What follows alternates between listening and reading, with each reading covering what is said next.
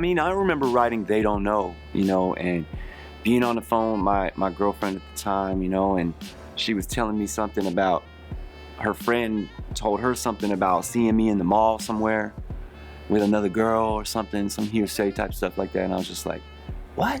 And I got really angry. I was just like, you know, you want to listen to your friends or you want to listen to me? And that immediately gave me an idea. I said, I gotta go. Got off the phone, went into I was at DARP Studios, which is Dallas Austin Studios in Atlanta. And Tim and Bob were the producers, and they played this track, and it was the They Don't Know track. And I just heard it, and I just, oh my God. It's like I found my purpose in that song. And I said, right away when I heard that track, I just said, don't listen to what people say. They don't know about you and me. And they were like, yeah, that's it, man, that's it, go record it. You know, and just went in the studio and recorded the hook, and then started to jot down lyric ideas for the verses, and it just really, the song just wrote itself. But that's like my most popular, I think most appreciated song out of everything that I've done over the years, over the last 20 years. That's probably been the one that's, if I didn't do that in the show, people would be like, you didn't do that? Oh no, what's up, you know? So that's what's up. I mean, I love having one of those, at least one record that the whole world knows. Anytime you mean something that you want to speak about, and it's not just you trying to create thought, trying to create emotion, like that's a different way of approaching it when you're trying to create it from nothing. But when it's already there and you're already feeling a certain way, and it's just about you venting those feelings, that's when you get the most intense, like the most authentic songwriting going on, man. You know, it's just like you don't even have to try, you're just in the moment, allow it to happen, you know? And we want to act like it's not cool to have emotions and like we're robots and stuff. Man, if you're a robot, go be a robot in your own house. Like, don't come around with me with that robot. Like, I don't feel nothing. I'm just a walking piece of flesh. Like, you know what I mean? Like, that's young. That's young train of thought. Like, when you're young, you don't really think about nobody but yourself. You know, we're little selfish bastards when we're little kids, you know? But we grow up and we learn that there's more to the world than just what we know.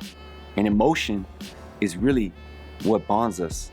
I mean, if you walk down the street right now and somebody walks up and you say, hi, how you doing? That's gonna make both of you guys feel good.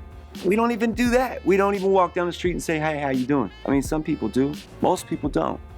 So if you look at that and then you apply that to what I'm talking about with Drake, Drake is venting. He's telling you, this is how I feel, and I'm not ashamed to say it as a grown-ass man, how I really feel. You young kids might not get it, but that's usually who the ones that's talking all ahead is, right? The young kids who don't understand emotion yet. And they don't understand how somebody, like, I look at Tupac. How do you go from being so thugged out to giving it up to your mama on a record like, you know, like Dear Mama, you know, straight up like as wholesome and as heartfelt as you could possibly be. You weren't that gangster on that record, you know what I'm saying? That thug took a little bit hiatus on that for a second, and you gave us like this preacher, you know, kind of element to yourself. You know, Tupac was a preacher too. You know, he had that deep spiritual, philosophical side to himself as well. I'm waiting for, you know, cats like Drake to be able to feel even more confident with their emotions, so that we can hear even deeper. Like I want him to take it even deeper. Because at this point, enough time is transpired with his career that I feel like it's safe to say, like you know, artists like him, J. Cole, like, you know, they really inspire me because they sort of think a little bit out the box from where everybody else is on that trap. Just money, clothes, and hoes, you know what I'm saying? So, you know, that's a nice thing to be able to hear somebody actually put some real emotion into it. So he goes, man. Ain't no copies coming out of here. So that's how fast I turned and looked at him. Like, who is he talking to? Because we in my session. Being able to make music at home and not even really going to the studio. So what wound up happening, I told everybody, fuck y'all, I quit. But I was at home writing music on my laptop every night, every day. They're trying to merge hip hop and R&B together. And not keep them as separate entities. So we gotta watch out for that, because I don't want us to fade out like, you know, like something like disco. A race conversation is not a problem of talking about white, black.